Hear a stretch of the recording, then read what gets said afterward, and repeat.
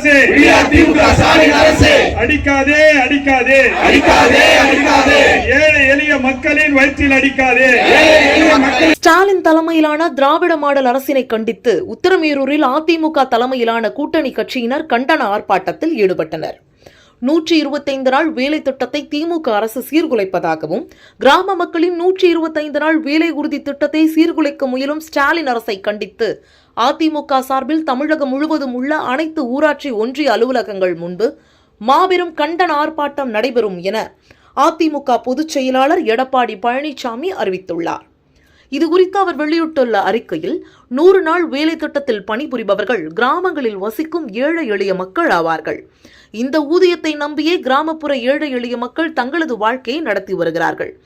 அதிமுக ஆட்சி காலத்தில் தேசிய ஊரக வேலை உறுதி திட்டம் முறையாக செயல்படுத்தப்பட்டதுடன் குறித்த நேரத்தில் பணியாளர்களுக்கு ஊதியமும் வழங்கப்பட்டது.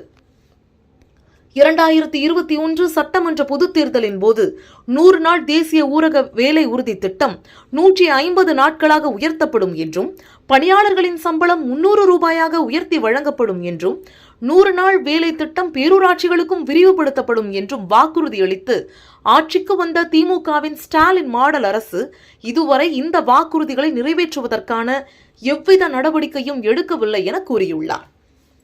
மாநிலம் தழுவிய ஆர்ப்பாட்டத்தின் ஒரு பகுதியாக காஞ்சிபுரம் மாவட்டம் உத்தரமேரூர் வட்டார வளர்ச்சி அலுவலக வாயிலில் உத்தரமேரூர் அதிமுக நகர செயலாளர் க. ஜெயவிஷ்ணு தலைமையில் பேரவை ஒன்றிய செயலாளர் ஜி. பெருமாள் முன்னிலையில் நடைபெற்ற ஆர்ப்பாட்டத்தில் பாட்டாளி மக்கள் கட்சி மாவட்ட செயலாளர் மகேஷ்குமார், பாஜக தொகுதி பொறுப்பாளர் சோழனூர் ஏழுமலை உள்ளிட்ட கூட்டணி கட்சியினர் திரளாக கலந்து கொண்டு ஆளும் திமுக அரசினை கண்டித்து கண்டன கோஷங்கள் முழங்கிட ஆர்ப்பாட்டத்தில் ஈடுபட்டனர்.